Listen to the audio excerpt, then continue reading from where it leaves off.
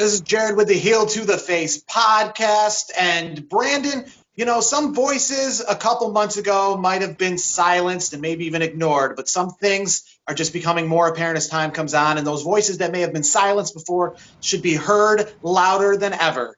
And what I'm referring to is the fact that I told you in April, WrestleMania 36 was going to be the worst pay-per-view of all time. And as we find out, it just keeps looking worse and worse and worse, especially with the In Your House pay-per-view this past week, just knocking it out of the park.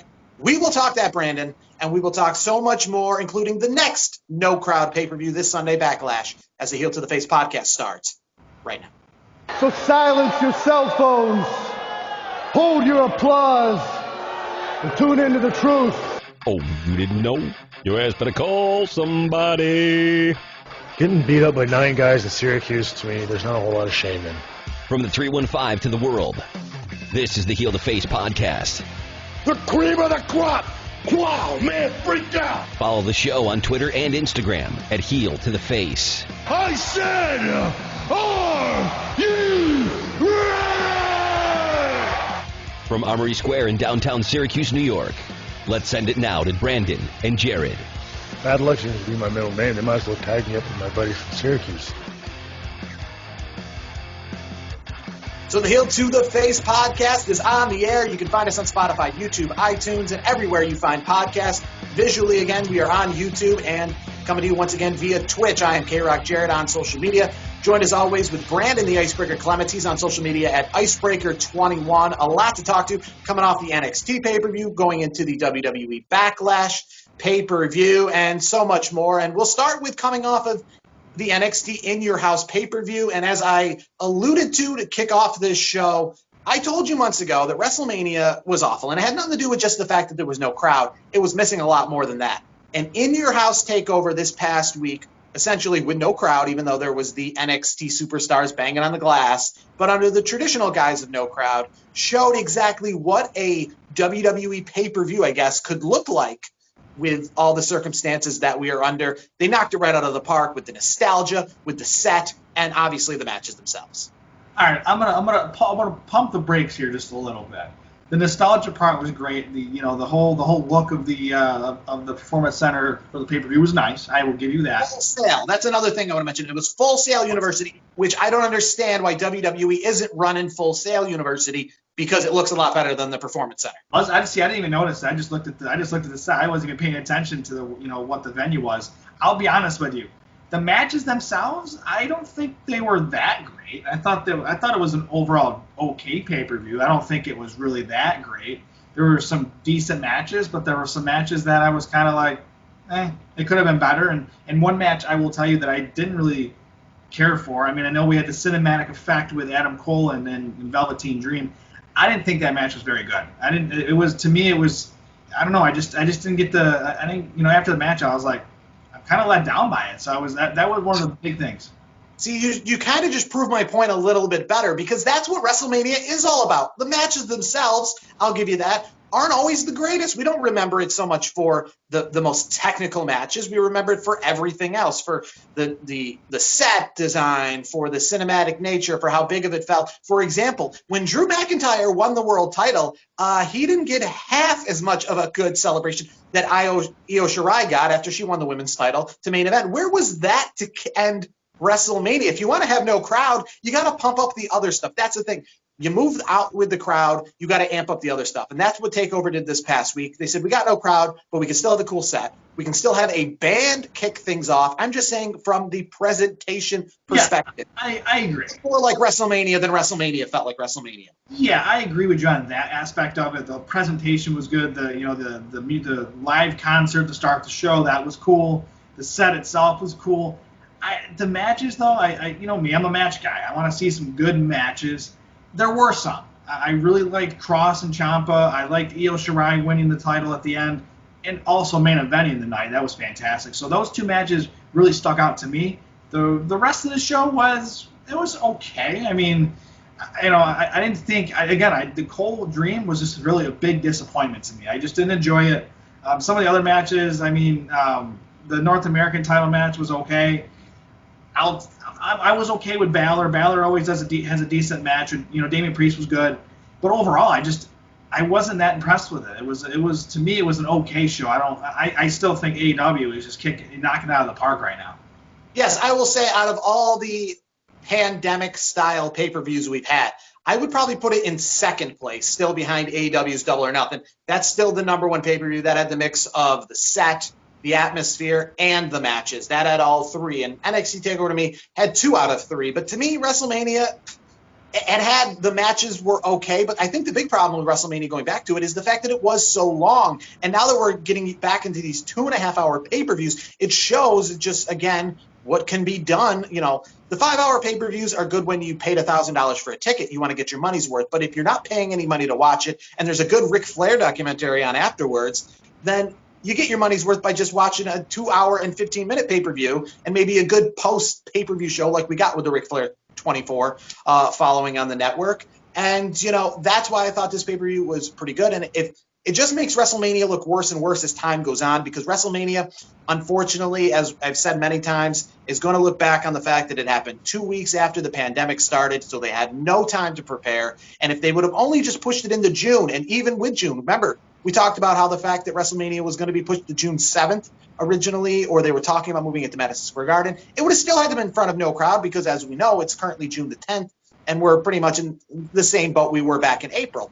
But they would have gotten some kinks out of the way to have WrestleMania now, and it would have been a much better presentation. NXT TakeOver is a good example of that, and maybe WrestleMania could have just been the biggest matches, the Drew McIntyre match, the other world title match, the Edge match, you know, the ladder match. We didn't need all the filler matches. We didn't need it to be 2 nights. It could have just been this week's presentation of NXT mixed with the top 5 matches, and it would have been a much better pay-per-view.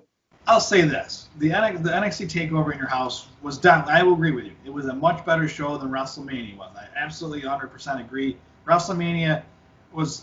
I didn't think the matches were as bad as you kind of portrayed a little bit. Maybe, I mean, I know it's more the presentation. Get the confetti at the end like Io Shirai got for winning the women's belt. You don't give that to Drew McIntyre for supposedly, quote-unquote, winning on the biggest stage of them all. It looked like what Io Shirai did was probably winning her match was bigger than the match Charlotte Flair won at WrestleMania because, I mean, look at the celebration, look at the presentation. That is what you want to see the next day on SportsIllustrated.com. That is what you want to see the next day on ESPN.com when it was, you know, talking WrestleMania. That is the shot that we would have got at WrestleMania if Drew McIntyre won the belt. He would have been holding it up. There would have been fireworks going off. Instead, we got him holding up the belt like Monday Night Raw, in which maybe he stole the belt and he didn't even win it, and he's just holding it up as like a prop, similar to what we see with Charlotte Flair this week, holding up the belt from Bayley, or Asuka, sorry, not Bayley, but just, you know, kind of like that foreshadowing for things to come kind of look. And speaking of things to come, the next couple weeks, next 2 weeks, in fact, a couple weeks out, Fyter Fest here is coming up. So I'm excited for Fyter Fest. I think those shows are going to be fantastic. All the belts are going to be on the line. I'm excited for that. And I will say this: I think, you know, obviously Fyter Fest, we're still a weeks away from that, but I think that's going to be, you know, the second best show besides the the previous AEW Double or Nothing event. I think it's going to knock it out of the park again. I'm just excited the way they're doing it. They're doing it on TV, which is cool. They're doing it in that 2-hour Bash at the Beach back in January, but maybe even a little better this time because of the fact that AEW is a smart organization and they're making it 2 weeks long, so they're kind of knowing and taking into account that there's no crowd and that it is going to be treated more like a pay-per-view. But here's the thing. July 1st and July 8th are the scheduled dates for Fyter Fest. Who knows what we're going to be, you know, in the pandemic-wise by then. We might have a little bit of a crowd. I mean, things are starting to evolve, so I'm not saying we're going to see a sold-out, you know, arena or Daly's place by any means, but you never know. I mean, we could see some crowds there. I know that's the plan going forward, so we'll see what happens.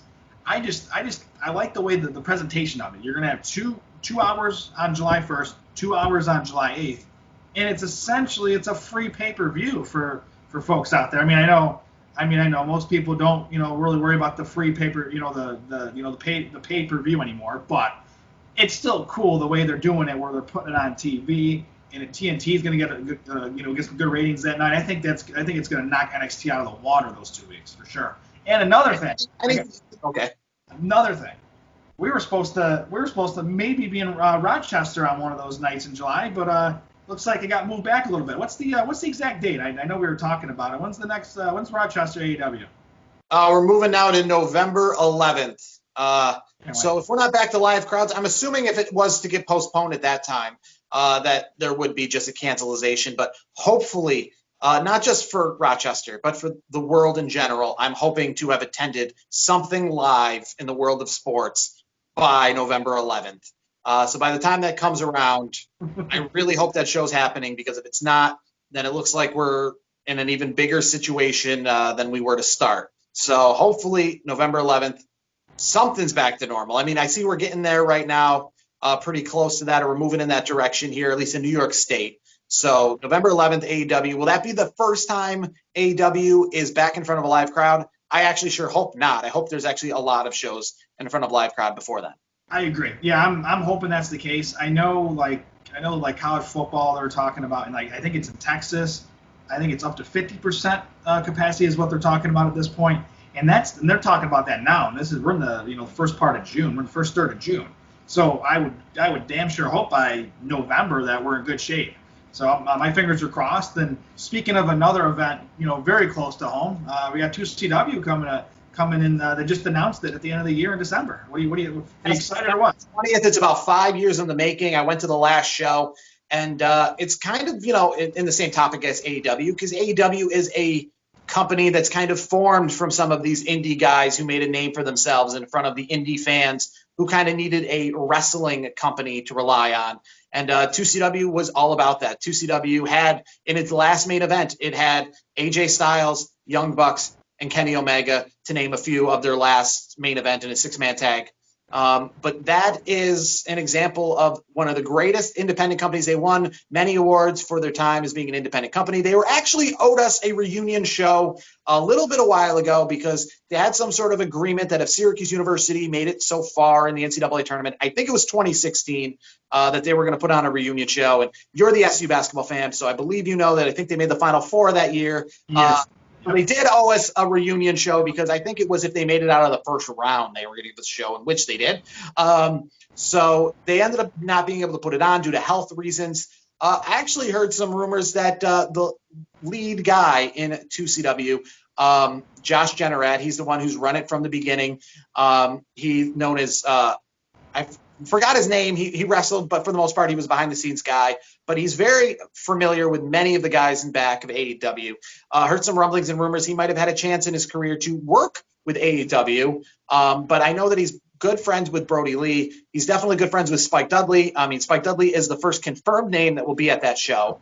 As time goes on, hopefully there'll be more confirmed names. But Brody Lee has told Josh in a 2CW retrospective Facebook show they did a few months ago on kind of like the 10th anniversary of the company, or no, probably like 15th anniversary of the company when I'm saying 10th, that Brody Lee has told him that if there was ever going to be a reunion show, he would be down. So, that's what's great about AEW, I guess, too, is the fact that I'm pretty smart that they would probably not book this show on a day where there would be a 2CW or an AEW pay-per-view or an AEW television show. This isn't on a Wednesday night, and AEW doesn't run house shows, and it doesn't look like they will in the near future. So there could be, a good chance that we see a lot of the AEW talent that got their start here in 2CW and made some good relationships, maybe appearing at that show, which would be really cool, because the Pastime Athletic Club, to me, it's the Syracuse or the Central New York version of the ECW arena. It's hot, it's cramped, and they're always full in that place. So December 20th, I don't know if this is actually true, but on Facebook it does say the event is scheduled to start at 3 p.m. and run until 10 p.m. So, wow, a long reunion show. So AEW, 2CW, all come in this.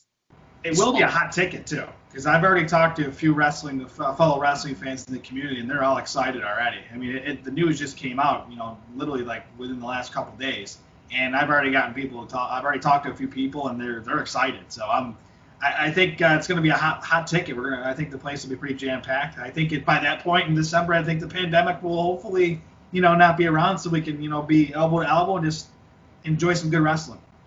Give it up to 2CW. They kind of were one of the first independent, not the first or anything like that, but one thing I noticed as an independent wrestling company is they've done it right. A lot of independent wrestling companies, they focus on each individual show, like how can we just get the most out of this show? How can we save the most amount of money? But 2CW didn't do that. They built up a lot of their own stars. They didn't crown championships to the big names that you saw. They didn't crown champions right away. And I think that's a big thing. AEW was smart. They didn't do that. Just like 2CW, you don't crown a champion on your first show because you got to get people to know the stars, who they like, who they don't like. 2CW waited an entire year before they crowned a champion, so you can know who to like, who to root for, why you want to see them the champion, why you don't want to see them the champion, Exactly. et cetera, et cetera. They didn't just put championship belts on the WWE or TNA guys that came through there. They built up their own stars. They put on great matches. They knew how to do presentation. I mean, the ring aprons at 2CW, they made up posters. They had a nice entranceway. They had a Videotron, which in the independent world, having a video screen with entrance videos and stuff, it's kind of unseen. And it was kind of unseen in house shows of WWE going back 10 years. Yep. But they put it on the right way. So I'll ask you this question. With all the wrestling we have in the world, and let's forget the pandemic, let's more or less look at the fact of all the wrestling. We got AEW right now, which is hot. We got WWE, which is always just WWE. You got New Japan. You got Ring of Honor. Would now be a good time or a bad time to start a brand new independent wrestling company?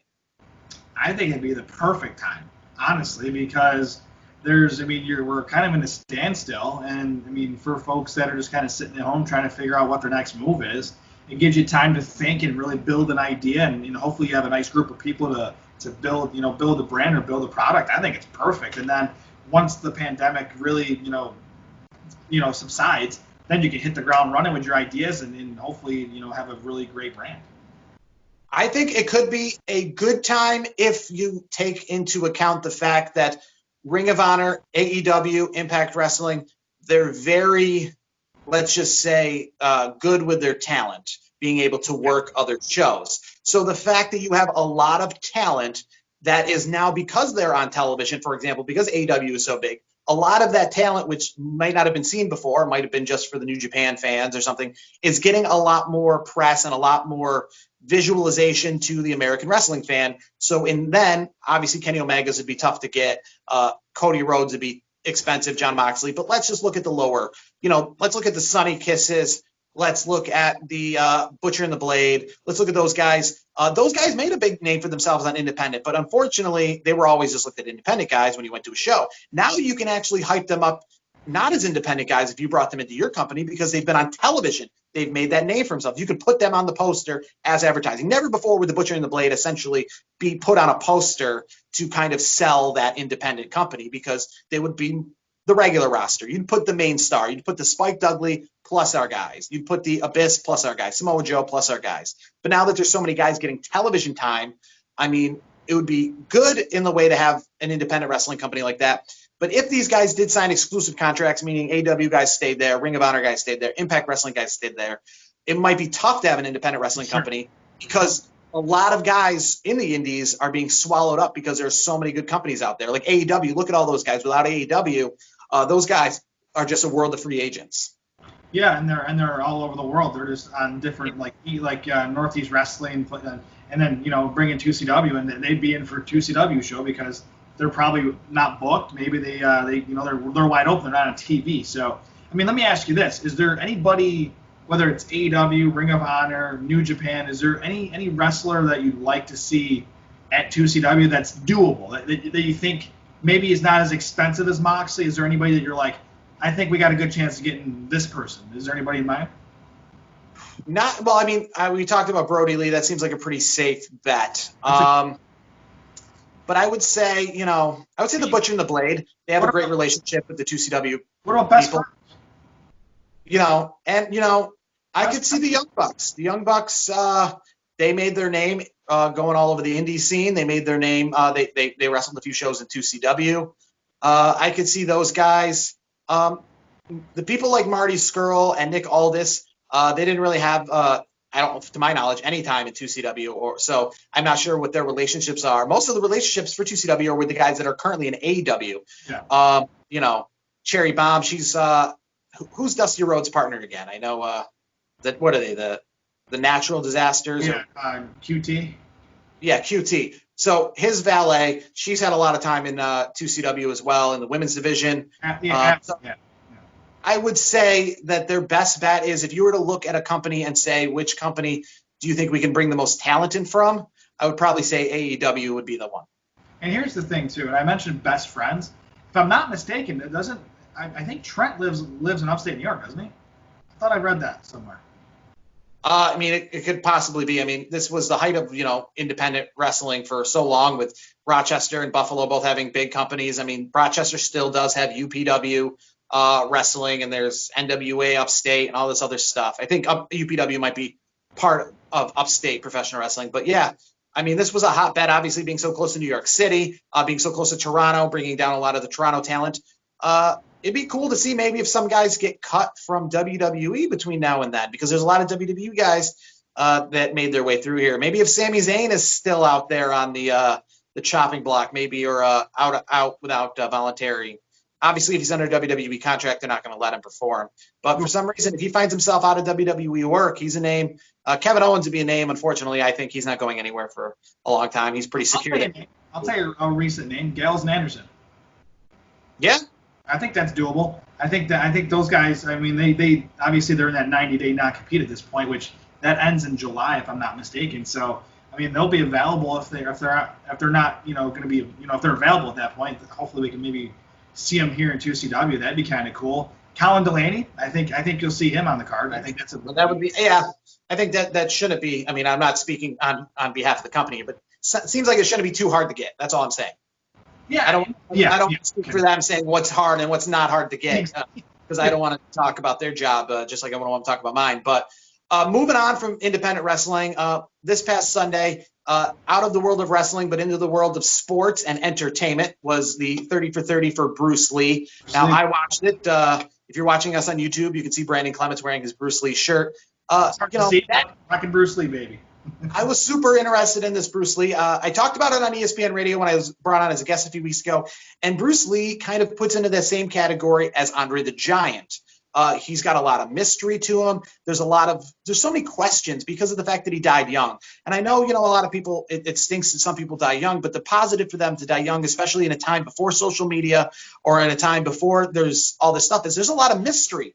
The only people that really know about Bruce Lee and the only people that really know about Andre the Giant are the people that were close to them, because there wasn't Facebook, there wasn't Twitter, and they didn't get years and years and years of time to be on the media in our face. I mean, Bruce Lee, probably 10 years between the time if you were alive then to you just heard his name before he was gone, and maybe not even. Because Enter the Dragon came out after his death. Yeah, he passed away. I think he was 31 or 32, if I'm not mistaken. I don't have the number in front of me, but I know it was early 30s.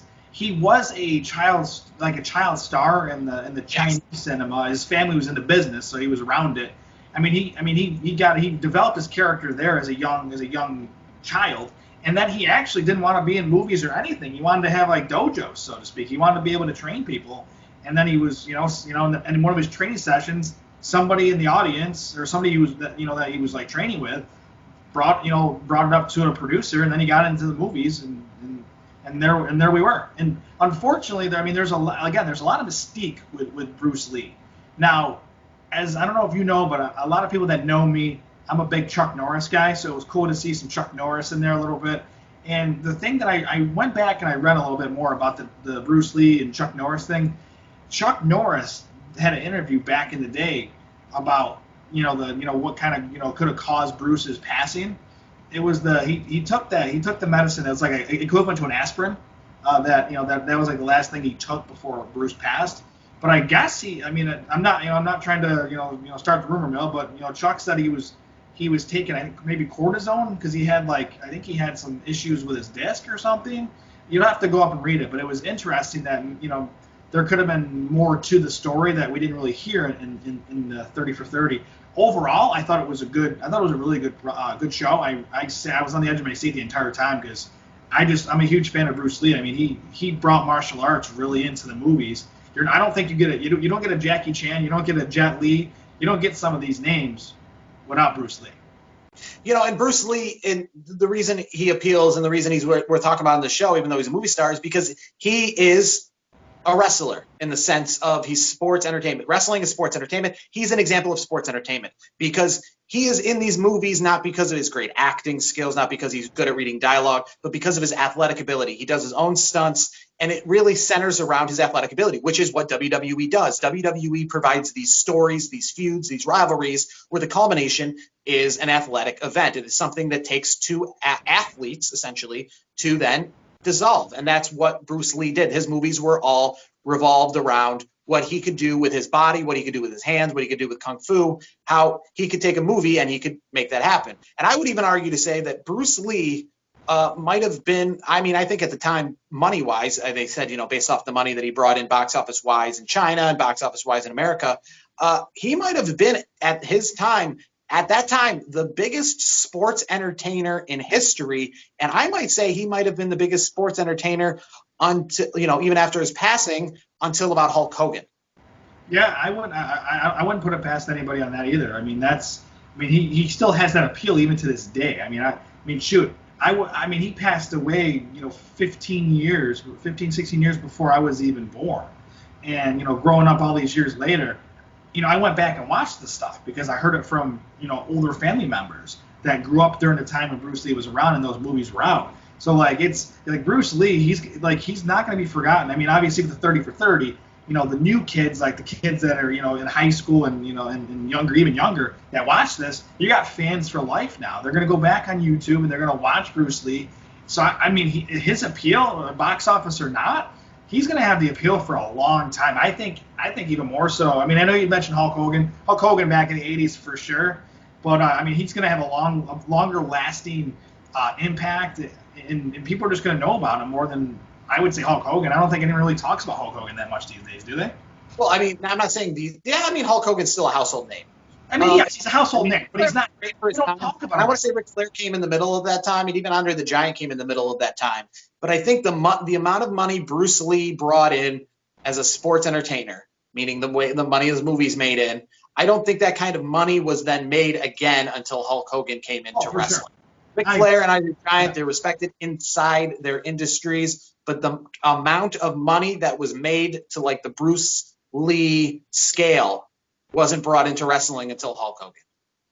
True, I'll give you that. And here's the thing. Hulk Hogan also had the box office appeal too. He was in Rocky IV. He's appeared on TV shows. I grew up watching another Chuck Norris product, Walker Texas Ranger. He made an appearance on there, as well as, I'll give you this one. There's one wrestler that people forget that was on Walker Texas Ranger. He was in WCW. I'll give you one guess. I'm gonna see if you're right. Who do you think? Sid Justice. Who? Sid. Sting. There's an episode towards the end of Walker Texas Ranger. Fun fact, you can check me at Twitterverse and whatnot. He was on an episode. He was like the lead biker, one of the episodes, and I thought it was him.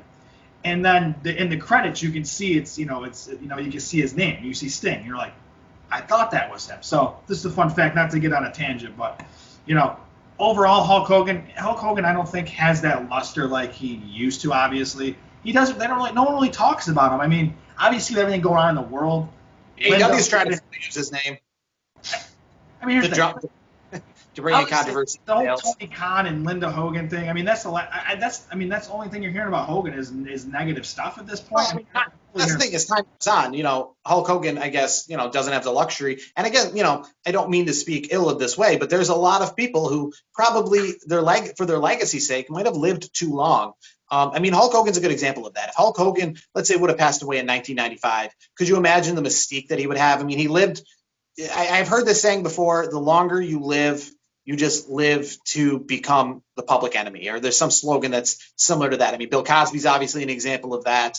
Michael Jackson became a kind of an example of that. You live long enough to see yourself be the villain. And I'm not saying that Hulk Hogan is near at that level yet or anything like that. But if he would have, the racial stuff, the sex tapes, anything else, any of the other, the divorces, the Nick Hogan getting all that controversy came, later on in life. So if he would have passed away in 1995, we might be talking about him the same way we talk about Bruce Lee. because we've seen enough about Hulk Hogan. We've heard enough documentaries, seen enough podcasts, heard all his takes on the side of the story. If we only had the footage from WWF and never really got the answers to a lot of questions, it's literally like if Bret Hart and Shawn Michaels died after the Montreal Screwjob. There'd be way more questions. We'd say, because we'd only have stories and rumors to go off of. We wouldn't have straight from the horse's mouth. And that's what we get with Bruce Lee. That's what we get with Andre the Giant. It's just stories and rumors and people who were there, which is not a lot. And that's the thing too. Speaking of Bret Hart, let's talk about Owen Hart real quick. I know we talked about him a few weeks ago on a recent episode with the Dark Side of the Ring. The mystique of Owen Hart, he passed away at such a young age as well, so there was that mystique there as well. So it's obviously you don't wish death upon anybody. I totally understand that part. I mean, we obviously don't wish that. But you're right though. There's that mystique where you're in too long. I would say this: one guy is timeless to me is Clint Eastwood. The guy's 90 years old and is still relevant. So. Well, he keeps making. I think he's making the best movies of his career now, but because I'm not really a Western fan, but I mean, I personally enjoy all the movies he's making. I don't want to see him pass away because every movie he makes, he's just knocking out of the park. But we have to move on from that really quickly. I just want to get your take on this. So AJ Styles was asked this week from an Indian news publication about the fact that CM Punk called him out for being silent in the world of Black Lives Matter, being one of, teams, companies, Crocs, Snickers, everybody has got to say something. AJ Styles decided to take the route of saying nothing, and CM Punk actually called him out and thought that was negative on his end for saying nothing. And AJ Styles then responded to this Indian publication that he no longer cares what CM Punk says, essentially, because he has lost respect for CM Punk. Whose side are you on? Are you on the CM Punk side for calling out AJ Styles for staying silent on this, or on the AJ Styles side for staying silent? I mean, it's a little bit of both. I mean, if I have to lean one way, I'm going to lean AJ Styles because you know what? You don't just because there's things going on. I know everything. It's a very hot button issue. It's a very sensitive issue. Maybe AJ just wants to take the high road. He doesn't want to answer those questions. It doesn't mean he's a bad person. People shouldn't be getting called out for staying silent. Just because you're silent doesn't mean you agree with maybe the negative narrative. It's just maybe he doesn't. It's something that he just doesn't want to talk about. Like he just wants to focus on Styles brought up a really good point, and the fact it goes back to the pandemic, it goes back to everything. The world of wrestling is specifically here to keep your mind off of other stuff. So he said the reason he kept silent is because he specifically looks at wrestling as a platform to be silent and to be the other stuff going on. So he doesn't want you to bleed that in. That's why, in the WWE, they haven't said the words COVID or pandemic. They just say circumstances and stuff because they want to take the conversation off of that and it just to be a standalone thing. So I got to agree with AJ Styles as well. But we move on now to this weekend. And actually this weekend we might see one of the greatest wrestling matches ever, but it's not the one that's being billed on Sunday, but AJ Styles and Daniel Bryan meet on SmackDown for the Intercontinental Championship. Are you looking forward to that match more than the Edge versus Randy Orton match? And what do you think about this whole greatest match ever crap? Because I think that's what is crap. It's crap. I 110% agree. Don't put it out. Don't put that name next to Randy Orton and Edge. You don't need to do that because the name Randy Orton and the name Edge, they already sell it themselves as good competitors. They're Hall of Fame Edge, future Hall of Famer Randy Orton. You don't need to put greatest match of all time. I think that's a little unfair, to be honest with you. And I agree. AJ Styles and Daniel Bryan, that's going to be the better match, 110%. But I do want to take a quick little veer just a little bit. I just want to give AJ and Daniel Bryan a shout out because they were on NASCAR this week. Me, I'm a big race fan. They were the Grand Marshals and they did a really good job. So it was really cool to see NASCAR and WWE doing something again. That was cool. So just to put that aside. But again, you don't need to put greatest match ever. Like if anything, it makes it so it won't live up to that. I mean, it's just like the stupidest thing in the world. Because if you say that before a match, then how possibly could you even build up to that point? And the fact that they're already missing so many elements, meaning if it is a 5-star match, and I mean it possibly could be, who knows? I don't know.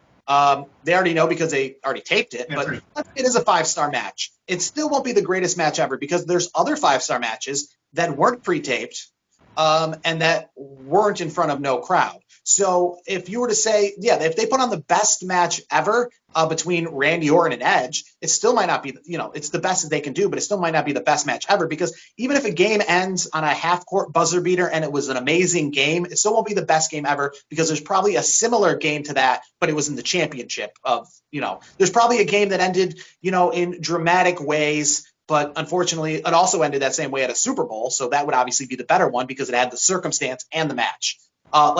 My eyes, one of the greatest match ever, Undertaker, Shawn Michaels, WrestleMania 25, because you had both it being WrestleMania. You had it not being billed up as the greatest match ever. It was an underwhelming middle card match. So it exceeded the expectations, and then it was on the grandest stage of them all. If we came into it telling us that was going to be the greatest match ever, in fact, I think the WrestleMania 26 match, while it was very good, didn't have the luster that the WrestleMania 25 match had, because the WrestleMania 25 match became the greatest match ever. And actually, I just want to say I will stand up for you. Again, not the biggest basketball fan. I know that's a big thing here, but I will actually argue for this. So Syracuse University a couple years ago, the men's basketball team, this is going back to 2009, the 6 overtime game, and it was up at the ESPY Awards.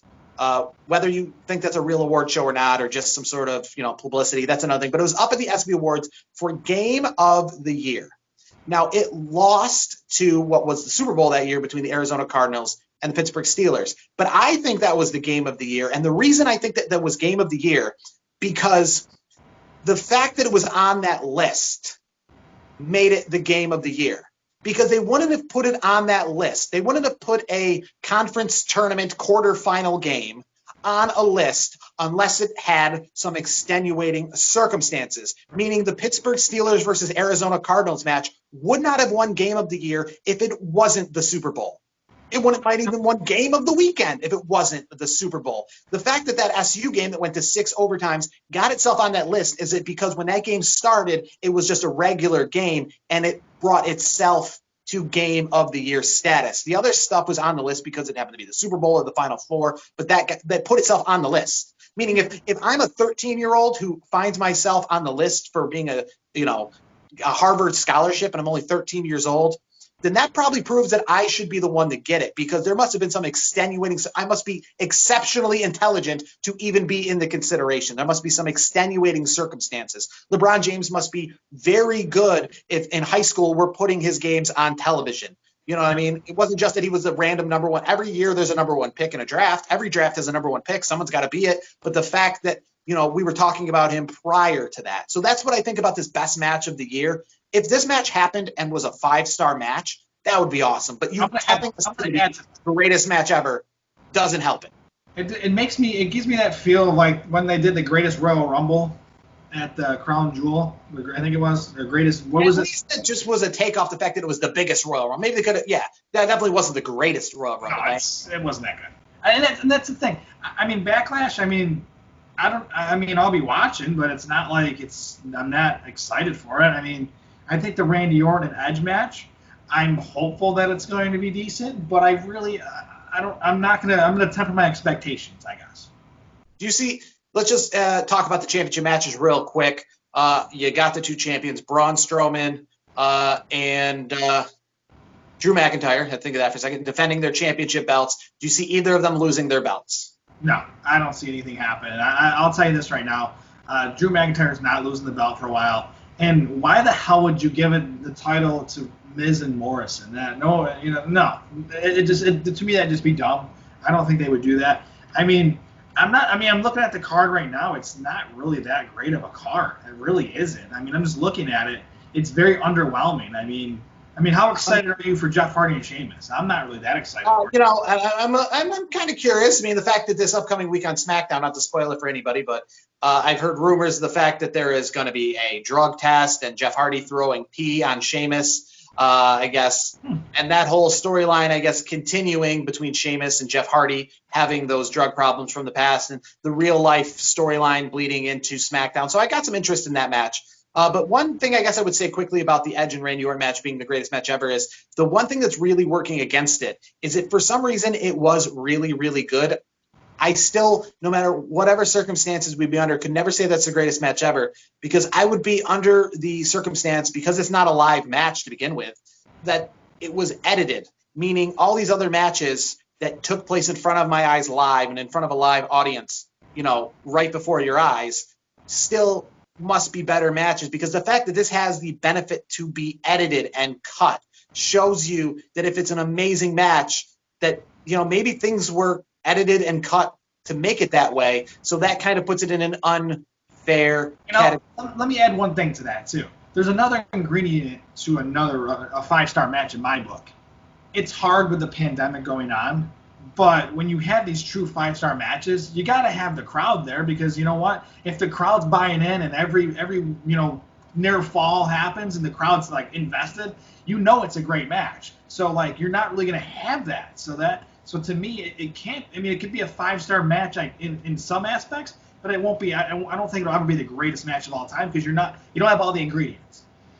All right, well, that's going to do it for this week's edition of the show. We're going to wrap things up. I'm going to give you some homework, Brandon. So this week, I know you're going to watch the Bobby Lashley versus Drew McIntyre championship match. Next week, I want to find out which match was better. On YouTube, you can find it because, of course, Impact Wrestling is going to, they've done it before. If somebody's making a big name for themselves in WWE, they want in on some of that attention. So they put on YouTube, I haven't watched it yet myself, the championship match, I believe it was a championship match between Bobby Lashley and Drew McIntyre from about 6 years ago that took place this month. I think it was 2013, in the month of June, I think at Slammiversary. So watch the Slammiversary match on YouTube between Bobby Lashley and Drew McIntyre. Watch this week's match in WWE.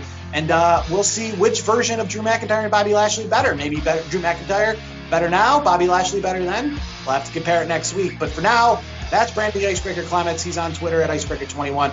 I'm on social media at KRockJared.